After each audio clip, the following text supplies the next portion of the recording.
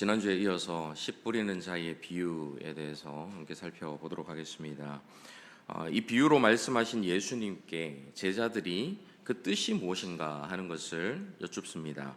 그러자 예수님께서 그 뜻을 해석해 주시면서 비유가 담고 있는 이 내용이 하나님 나라의 비밀이다, 이렇게 말씀을 하시지요.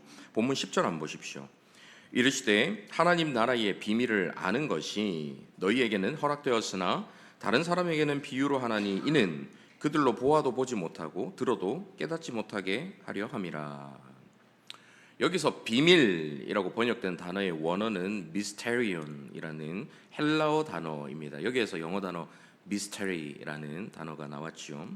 1세기 그리스 로마 시대의 이 신비 종교들에서 주로 사용했던 이 미스테리온이라는 이 단어는 비밀, 신비 이렇게 해석을 할 수가 있는데요. 이 말은 모든 사람들에게 공개적이지 않고 오직 그 종교에 입문한 일부 사람들만이 은밀한 의식을 행하고 나서야 알 수 있는 영적 진실을 가리킨다. 이게 원래 이 단어의 뜻이 아니라 이 신비 종교, 1세기 그 시대의 신비 종교자들이 그렇게 생각을 했다라는 것입니다. 이런 관점에서 앞서 보신 이 본문 10절을 이해하면 우리가 좀 당황스러울 수밖에 없지요. 아니, 사랑의 하나님이라고 하면서 왜 어떤 사람들에게는 진리를 감추셔서 깨닫지 못하게 하시고 구원을 얻지 못하게 하시는가? 이건 불공평한 거 아닌가? 그런데도 사랑의 하나님이 정말 맞는가? 이런 생각을 가지게 만들기 때문입니다. 하지만 하나님께서는 모든 사람이 하나님께로 돌이켜서 구원받기를 원하시는 분이시죠. 그래서 기독교는 이 1세기 신비 종교들처럼 특정 엘리트나 어떤 자격을 갖춘 사람만이 가질 수 있는 이 신비 종교와 완전히 다른 것이죠. 여기서 이 단어의 정확한 뜻은 계시되어야만 알 수 있는 진리, 그 진리가 그동안 감추어졌지만 특정 시점에 밝히 드러나는 것을 의미하는 것입니다.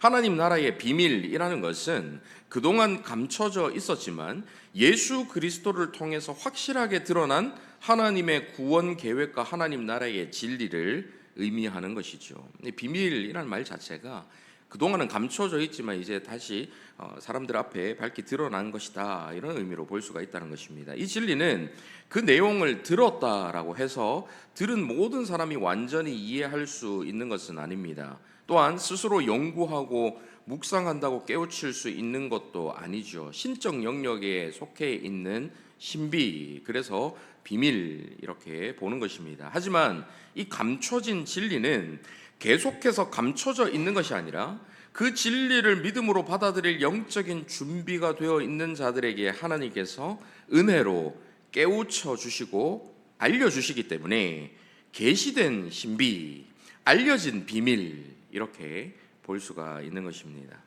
이것은 지난주 영상에서 정이라는 글자는 모두가 볼 수 있게 이 박스에 새겨져 있지만 그 단어를 모르는 사람에게는 혹 이렇게 곡해되거나 그 뜻을 제대로 이해할 수 없는 것과 같은 것입니다. 하나님 나라의 비밀은 모든 사람들에게 공개되고 전해지지만 하나님께서 은혜로 눈을 열어주시고 깨우쳐 주셔서 그 의미를 알게 된 사람들만 이해할 수 있는 영적인 진리다라고 할 수가 있죠.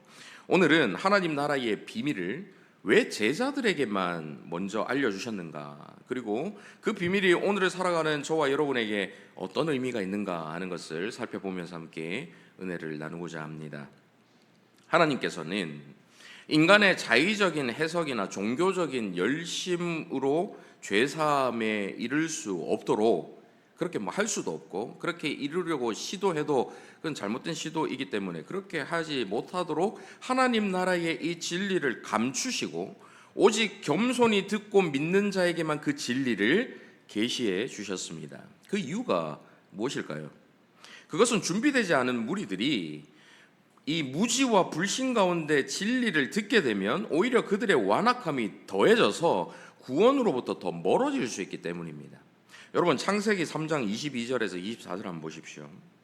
여호와 하나님이 이르시되 보라 이 사람이 선악을 아는 일에 우리 중 하나같이 되었으니 그가 그의 손을 들어 생명나무 열매도 따먹고 영생할까 하노라 하시고 여호와 하나님이 에덴 동산에서 그를 내보내어 그의 근원이 된 땅을 갈게 하시니라. 이같이 하나님이 그 사람을 쫓아내시고 에덴 동산 동쪽에 그룹들과 두루 도는 불칼을 두어 생명나무의 길을 지키게 하시니라. 하나님 앞에서 죄를 범한 아담과 하와가 하나님과 관계가 끊어진 이 영적인 죽음 상태에서 생명나무 열매를 먹게 되면 어떻게 될까요? 몸은 영원히 사는 영생을 얻기는 하는데 죄와 부패, 고통이 끝없이 지속되는 영원한 심판의 삶에 갇히게 되는 것입니다. 하나님과의 관계가 끊어져 있는 그 상태에서 그 고통에 죄의 고통을 당하는 그 상태에서 영생을 얻기 때문에 죄의 고통 속에서 영원히 사는 삶인 것이죠. 이것은 복이 아니라 저주죠.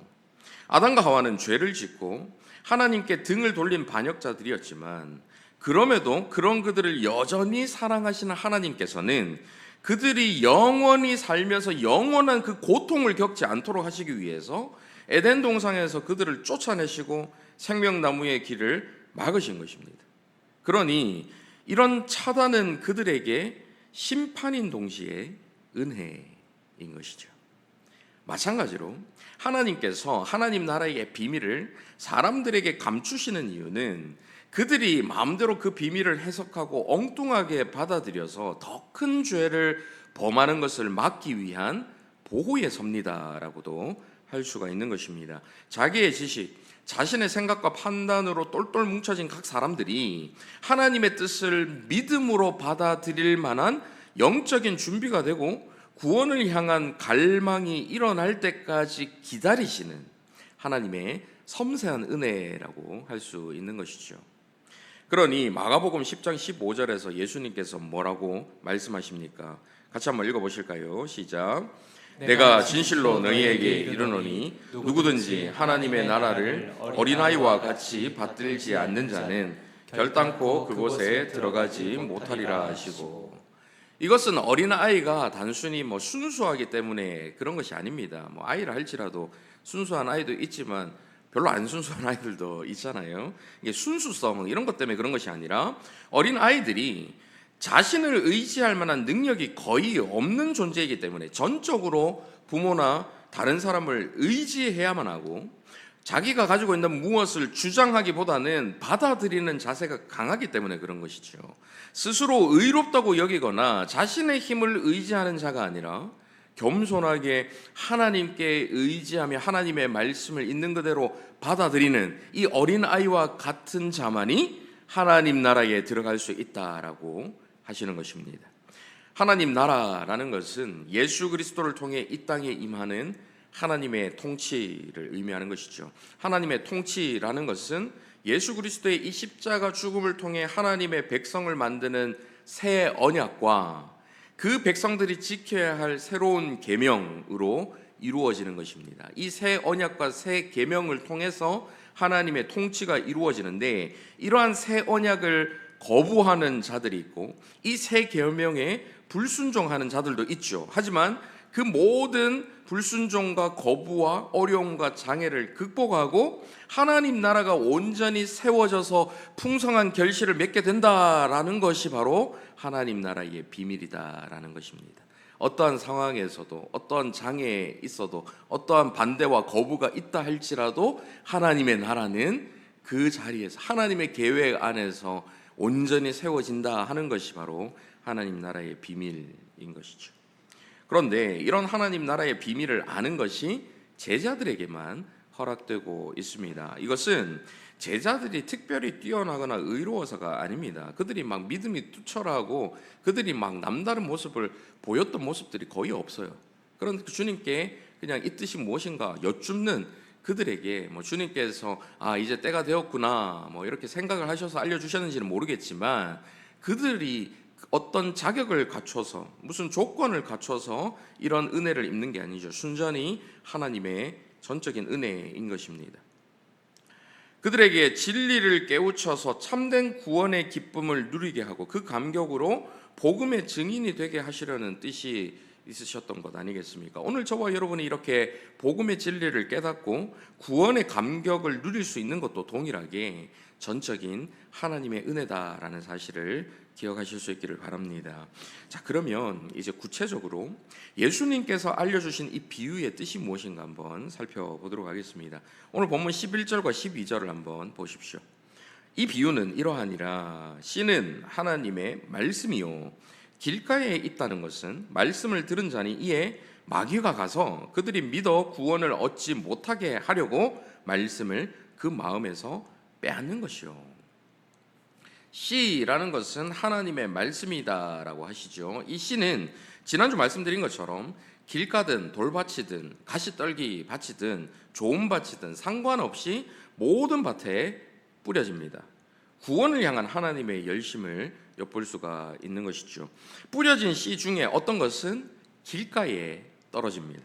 길가는 사람들이 많이 다녀서 계속해서 밟고 지나가기 때문에 단단해진 그런 땅이죠. 씨가 떨어져도 땅 속으로 들어가지 못하고 표면에 머물러 있다가 새들이 와서 먹어버립니다.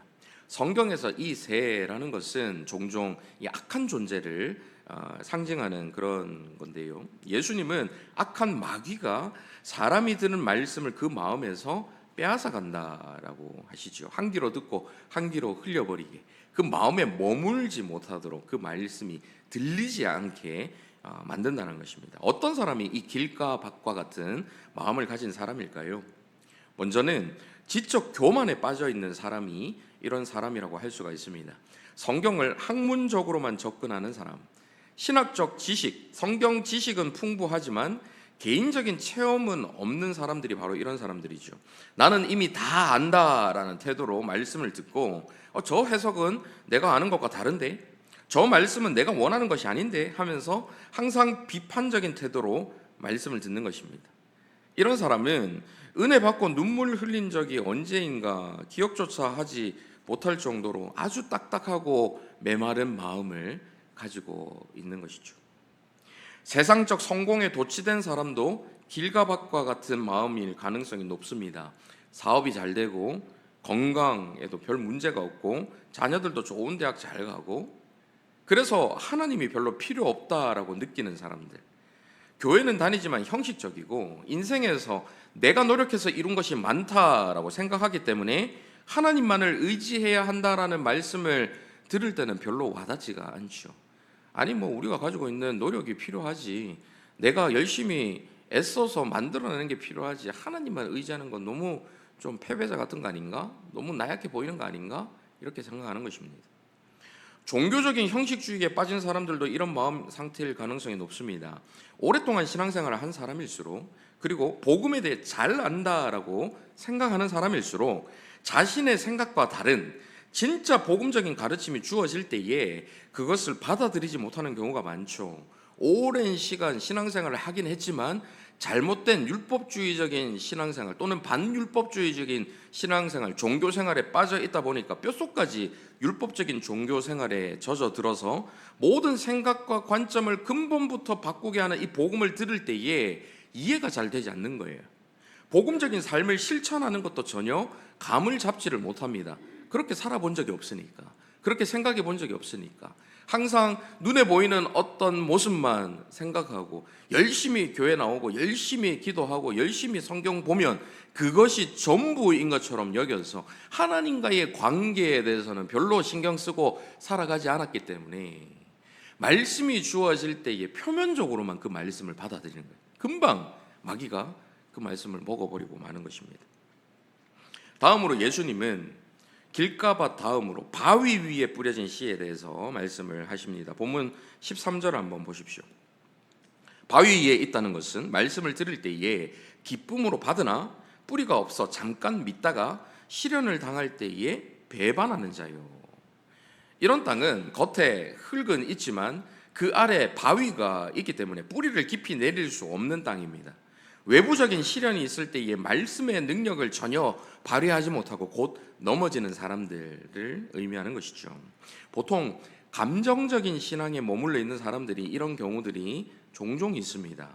찬양할 때 눈물을 흘리고 뭔가 마음에 와닿는 설교를 들으면 막 감동도 받고 큰 소리로 기도도 열심히 뜨겁게 합니다. 하지만 깊이 있는 말씀은 어려워하고, 말씀을 들어도 이것이 정말 그러한가 성경을 막 찾아보면서 고민하고 생각하는 그런 시간이 없기 때문에 조금만 감정이 상하거나 열정이 식으면 그 신앙도 흔들리는 사람들, 이런 사람들이죠. 교회에서는 경건하고 신실한 신앙인처럼 보이지만 삶의 근본적인 변화가 나타나지 않기 때문에 교회 문턱을 나서면 다른 세상 사람들과 똑같은 모습으로 살아가는 것입니다. 이렇게 얕은 신앙을 가지고 있으니까 조금만 외부적인 흔들림이 주어져도, 시련이 닥쳐도 흔들리고 마는 것이죠. 잘못된 기복 신앙을 가진 사람들도 이런 경우라고 할 수가 있습니다. 예수 믿으면 돈도 잘 벌고 자식도 잘 되고 건강하게 늘 좋은 일만 생긴다, 이렇게 생각하면서 복 받는 말씀에만 아멘 하던 사람들은 기도 응답이 없고 원하는 복이 오지 않고 시련이 닥치면 곧 실망하고 떠나게 되는 것이죠. 죄의 심각성을 깊이 깨닫지 못하고 피상적인 회개를 한 사람, 주변 사람들과의 관계나 환경에 따라서 쉽게 흔들리는 사람들도 말씀의 뿌리를 내리지 못하는 이 돌짝밭과 같은 마음의 사람이다라고 할 수가 있습니다. 세 번째는 가시떨기에 떨어져 있는 씨, 그리고 가시떨기 밭을 주님께서 말씀하시죠. 본문 14절 한번 보십시오. 가시떨기에 떨어졌다라는 것은 말씀을 들은 자이나 지내는 중 이생의 염려와 재물과 향락의 기운이 막혀 온전히 결실하지 못하는 자요. 처음 길가밭은 마귀 때문에 결실하지 못하고, 두 번째 이 돌짝밭은 외적인 요소, 외적인 시련 때문에 결실하지 못한다면, 이 가시떨기 밭은 내면의 문제 때문에 결실하지 못하는 사람이라고 할 수가 있죠. 물질의 우상에 빠져 있는 사람들은 하나님을 믿는다라고 하면서도 돈에 대한 욕심을 포기하지 못합니다. 더 많은 물질을 얻기 위해 하나님 뜻보다는 세상의 방법을 선택하게 되는 것이죠. 세상적 성공에 대한 욕망이 지나친 사람도 마찬가지입니다. 좋은 대학, 좋은 직장, 좋은 배우자를 위해서라면 신앙적 원칙도 타협을 하게 되죠. 하나님 나라보다는 이 땅에 세운 자신의 왕국을 더 사랑하는 것입니다. 미래에 대한 지나친 염려, 자녀들에 대한 걱정, 이 건강에 대한 불안이 마음을 지배하는 사람들도 하나님을 믿는다라고 하면서 실제로는 자신의 계획, 자신의 노력에 더 의존하기 때문에 신앙의 성숙이나 영적인 결실을 맺지 못하는 것입니다. 이렇게 마귀의 어떤 문제, 또 외적인 문제, 내면의 문제, 이런 좋은 받지 못한 밭을, 이런 이야기들을 여러분 들으시니까 어떠십니까? 저와 여러분은 길가도 바위 위도 가시떨기도 아닌 좋은 마음밭을 가지고 있다라고 자신 있게 말할 수 있습니까? 솔직히 저도 좋은 밭일 때가 있지만 종종 길가에서 맴돌기도 하고 쓸데없이 바위 위에 막 올라가기도 하고 가시떨기에 찔리면서 살아갈 때도 참 많이 있습니다. 그래서 이 비유의 말씀이 썩 달갑게 받아들여지지 않을 때가 있죠. 더군다나 스스로 마음밭을 열심히 갈아엎어서 좋은 밭으로 만들어야 한다라고 이 비유가 결론 지어지면 이 말씀이 정말 부담스러울 수밖에 없는 것입니다.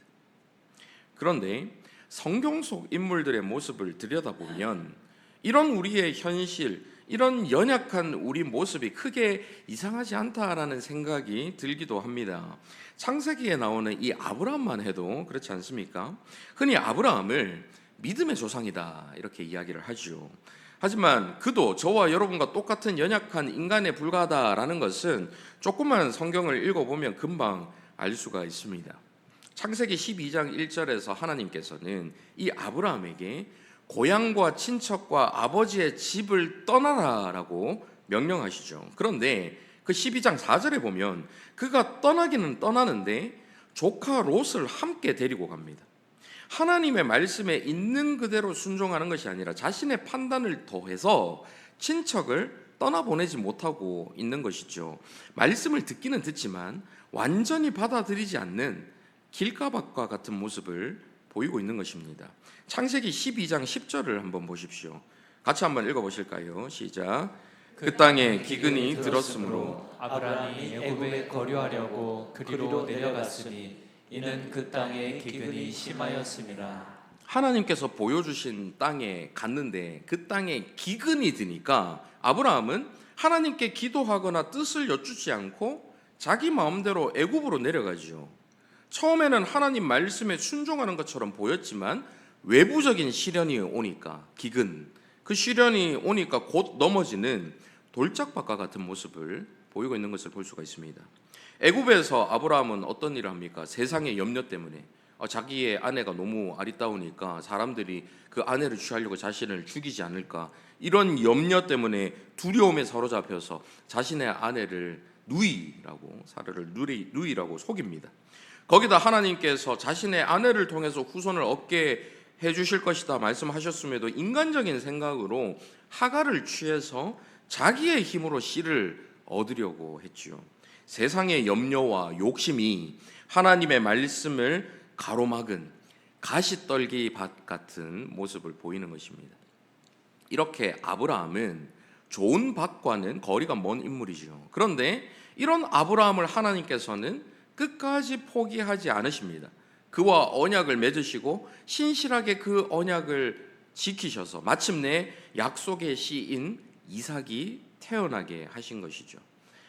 결국 무슨 말입니까? 아브라함의 믿음이 엄청나게 뛰어나서 그가 믿음의 조상이 된 것이 아니라 그에게 약속을 하시고 그의 전생애를 통해서 그 약속을 신실하게 지키신 하나님께서, 비록 아브라함은 그 약속을 잊어버리고 그 약속을 자기 뜻대로 성취하려고 애를 쓰면서 살아간 모습을 보였지만 끝까지 하나님께서 그 약속을 기억하시고 지키셔서 그에게 좋은 씨를 뿌려 좋은 밭을 만들어내심으로 그를 믿음의 본보기로 삼으셨다는 거죠.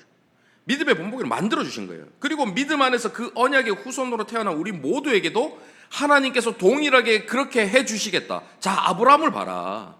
아브라함과 같은 믿음의 삶을 살아가게 해주겠다라는 의미로 그를 믿음의 조상으로 불러주시는 것입니다.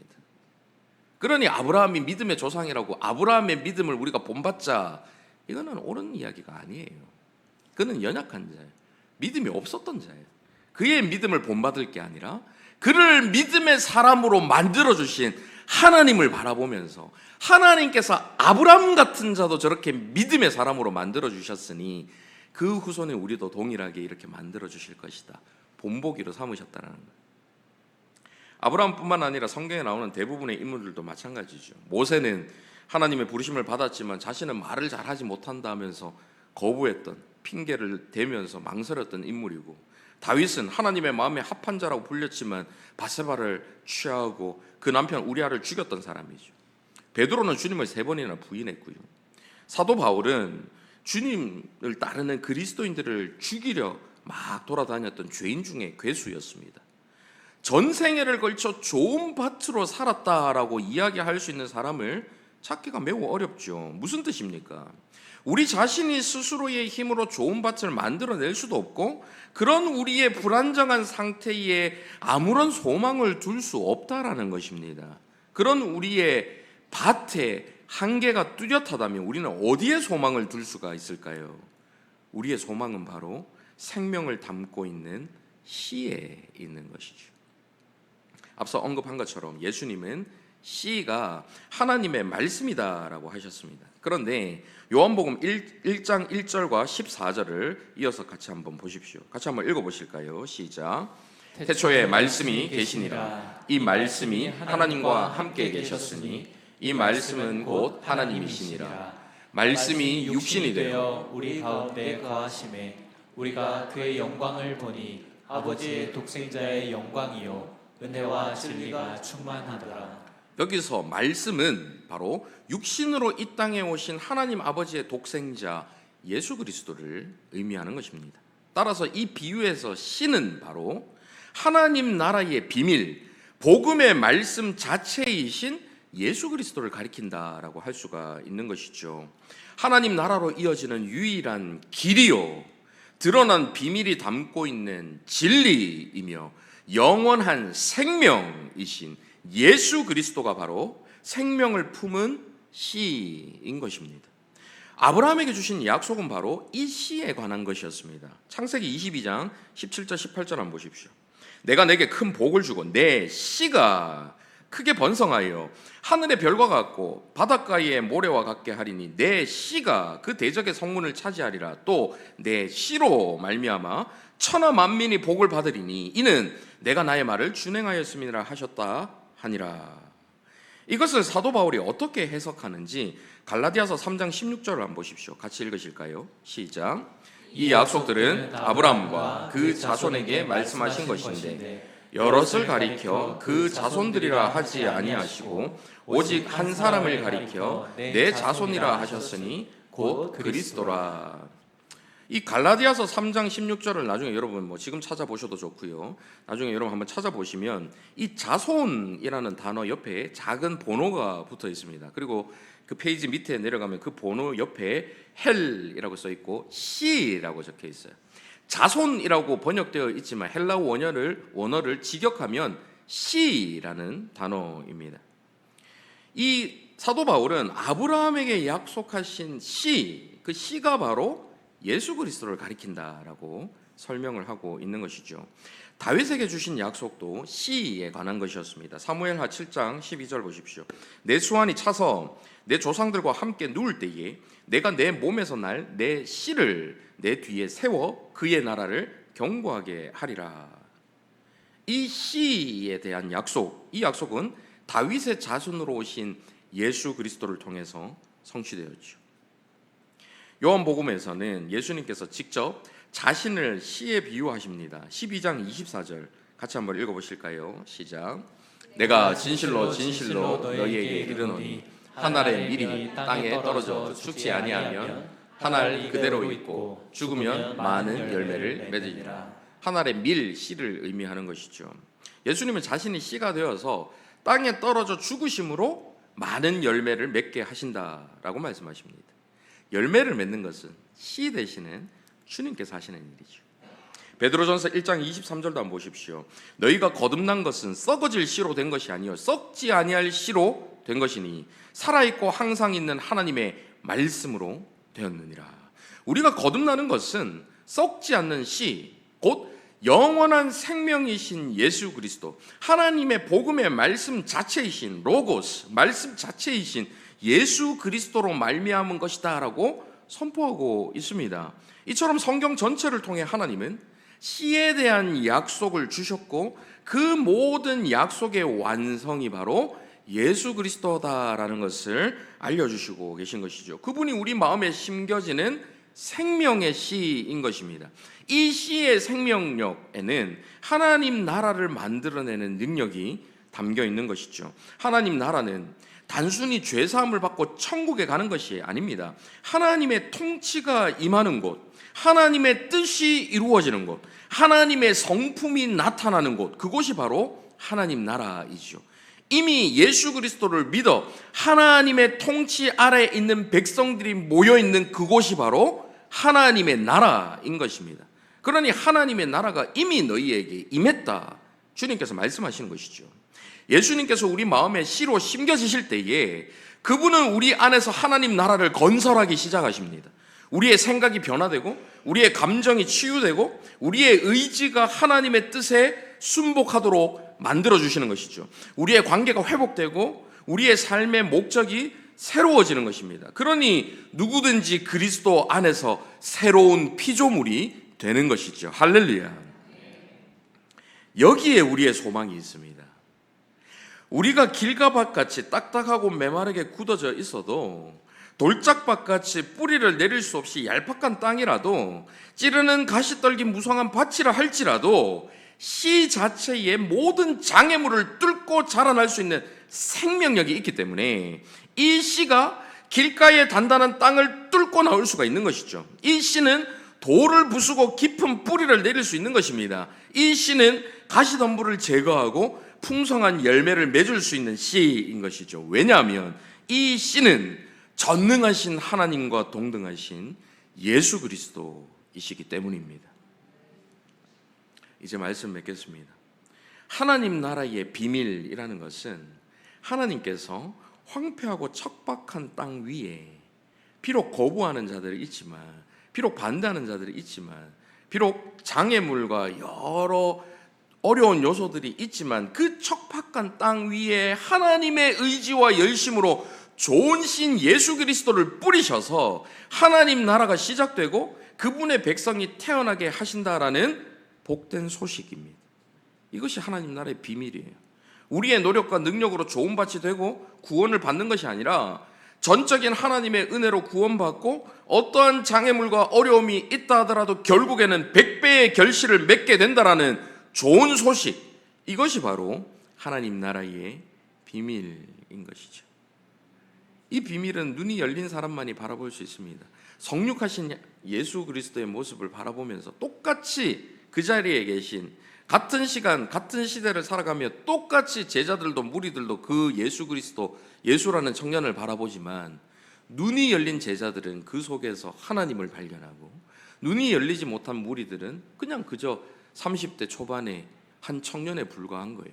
인간 예수가 무슨 하나님이라 하냐, 참담하다 하며 십자가에 못 박으라 하는 것이죠. 눈이 열려야 하는 것입니다. 이 비밀을 깨닫는 자에게 이 비밀이 복음이 되는 것입니다. 지금 이 순간에도 하나님은 저와 여러분의 마음에 생명의 씨를 뿌리고 계십니다. 사랑하는 성도 여러분, 그 씨를 받아들이십시오. 그리고 그 씨가 자라나고 결실을 맺을 수 있도록 하나님의 은혜를 전적으로 의지하십시오. 하나님의 때가 되면 반드시 열매 맺게 될 줄 믿습니다. 오늘 이 말씀 안에서 하나님 나라의 비밀을 깨닫고 그 은혜에 감사하며 이 놀라운 복음을 널리 전하며 살아가는 저와 여러분 다 되시기를 간절히 바랍니다. 아멘. 말씀을 생각하면서 또 가사를 묵상하면서 나의 하나님이라는 찬양 함께 고백하시겠습니다.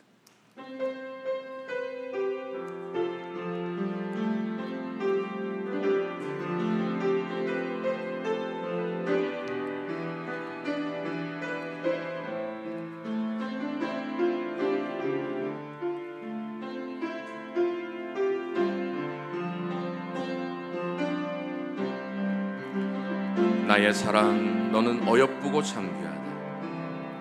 나의 사랑 너는 어여쁘고 참귀하다. 어느 보석보다 귀하다. 내가 사랑스럽지 않을 때 너를 온전히 사랑하고 너와 함께하려 내가 왔노라. 주의 사랑, 주의 사랑, 이 사랑은 결코 변치 않아. 모든 계절 돌보시네. 푸른 마르고 꽃은 시드나 주의 말씀은 신실해. 실수가 없으신 주만 바라라. 주님의 나라, 주님의 나라와 뜻이 나의 삶 속에 임하시며 주님 알기를 주만 보기를 소망해. 거룩히 살아갈 힘과 두려움 없는 믿음 주신 나의 하나님 완전한 사랑 찬양해. 다시 처음부터 함께 고백합니다. 나의 사랑 너는 어여쁘고, 나의 사랑 너는 어여쁘고 참 귀하다. 어느 보석보다 귀하다. 우리가 길가 같을 때, 우리가 돌짝밭 같을 때, 전혀 사랑스럽지 않을 그때에 너를 온전히 사랑하고 너와 함께하려 내가 왔노라. 주의 사랑, 주의 사랑, 이 사랑은 결코 변치 않아. 이 사랑은 결코 모든 계절 모든 돌보시네. 계절 풀은 마르고 꽃은 시드나 푸른 마르고 꽃은 시드. 주의 말씀은 신실해. 실수가 없으신 주만 바라라. 주님의 나라, 주님의 나라와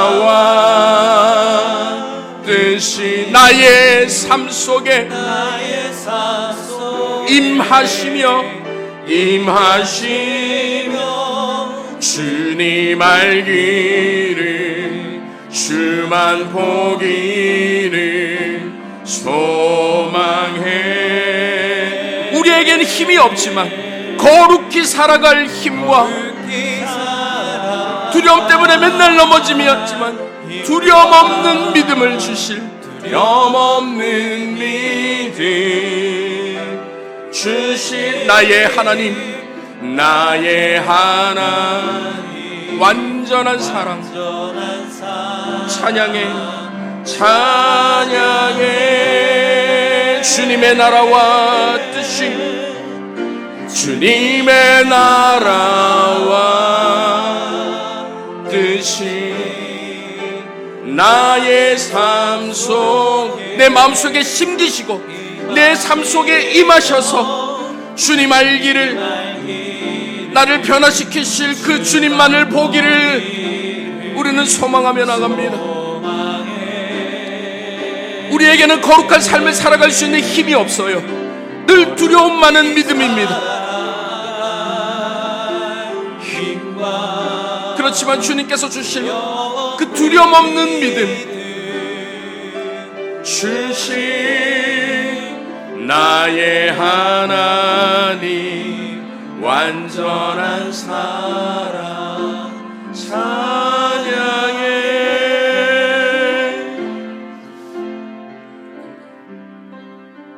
금방 찬양으로 고백한 것처럼 거룩히 살아갈 힘과 두려움 없는 믿음 우리 안에 없어요. 아무리 거룩하게 살려고 애써 보십시오. 좋은 밭이 되려고 노력해 보십시오. 되는가? 두려움 없는 믿음 우리 안에 없습니다. 조금만 흔들릴 만한 시련이 닥치면 우리의 믿음은 금방 흔들리고 말아요. 그 거룩히 살아갈 힘과 두려움 없는 믿음은 하나님께서 저와 여러분에게 주시는 것입니다. 그렇기 때문에 우리는 주님의 나라와 뜻이 우리의 삶 속에 임하시기를 바라며 그저 주님 알기를, 주만 보기를 소망하는 것뿐이죠.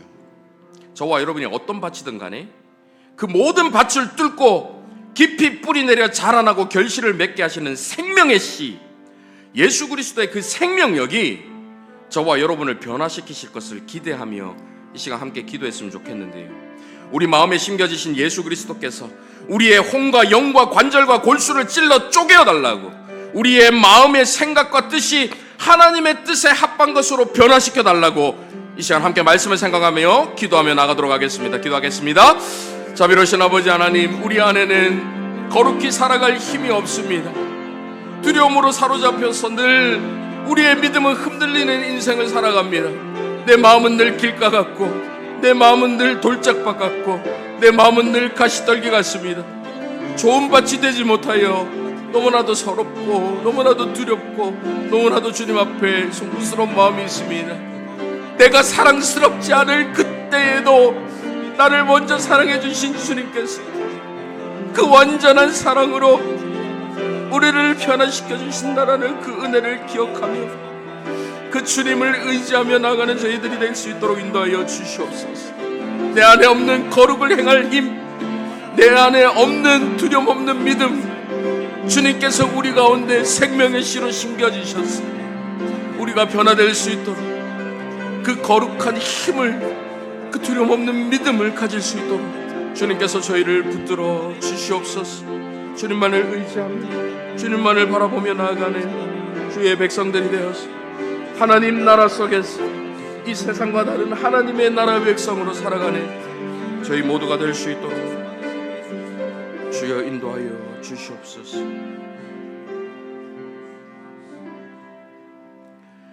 사랑하는 아버지 하나님, 저희에게 하나님 나라의 비밀을 보게 하시고 깨닫게 하신 은혜에 감사를 드립니다.